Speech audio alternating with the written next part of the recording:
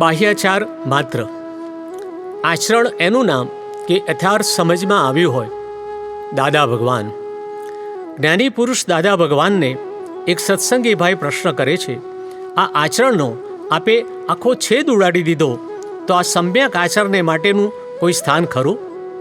દાદાશ્રી સમજાવે છે, ના, એ તો જેને એ સમ્યક આચાર હોય ને તે એને પોતાને ફાયદો થાય, અને જેના આચાર સારા ના હોય તેને અહીં ને અહીં સહેજે એમને એમ દુઃખ થાય. એ પોતે નફો અને નુકસાન ભોગવી લે.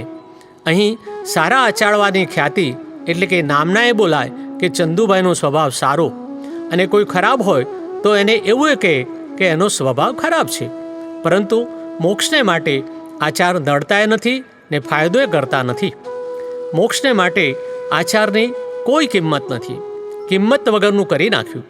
મોક્ષે જવું હોય તો આચારની જરૂર નથી, પણ અહીં સંસારમાં સુખ જોઈતું હોય તો આચારની જરૂર છે.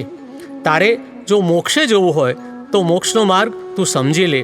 તારો આચાર જોવાની અમારે કંઈ જરૂર નથી. હા, જો તારે અહીં ભૌતિક સુખ જોઈતું હોય તો આચાર સિવાય કશું ચાલશે નહીં, અને તે આચારથી પણ પાછું આત્મિક સુખ નહીં મળે. આજના બધાના જે બાહ્ય આચાર છે એ દેખીતા આચારનું ફળ શું? એનું ફળ સુખ નથી આવતું, પણ દુઃખ આવે છે. એના આ સમ્યક એટલે કે સારા આચારનું ફળ દુઃખ આવે છે.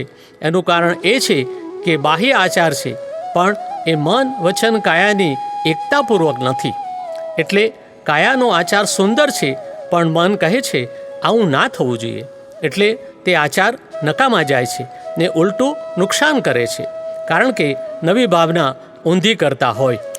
આ સારા બાહ્ય આચારવાળા શું કરે છે?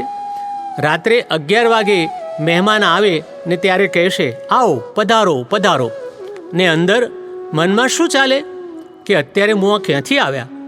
હવે ભગવાને શું કહ્યું છે કે આ તારે બધું ખોટમાં ગયું મુવા. આમ અહીં તે જે ખોટો ભાવ કર્યો તે તારો પુરુષાર્થ છે. આ તારું સારું એટલે કે બાહ્ય આચરણ તો ડિસ્ચાર્જ એટલે કે નિકાલી બાબત છે. આ તો હા, તારો દૂધપાક ઢળી ગયો ને તે છાશ લીધી, અને પાછો દાન આપે ને તો કહેશે મેં તો ચંદુભાઈના દબાણને લઈને પૈસા આપ્યા, નહીં તો હું આપું નહીં. બોલો, હવે આખું દાન ઉડી ગયું ને? એટલે આ કાળમાં એવું થઈ ગયું છે. પ્રગટ અનુભવ જ્ઞાનસૂત્ર. અનુસરણ એ સમજણ આપે છે, અને અનુકરણ એ સમજણ પ્રમાણે એનું વર્તન આપે છે. જ્ઞાની પુરુષ કનુ દાદાશ્રી.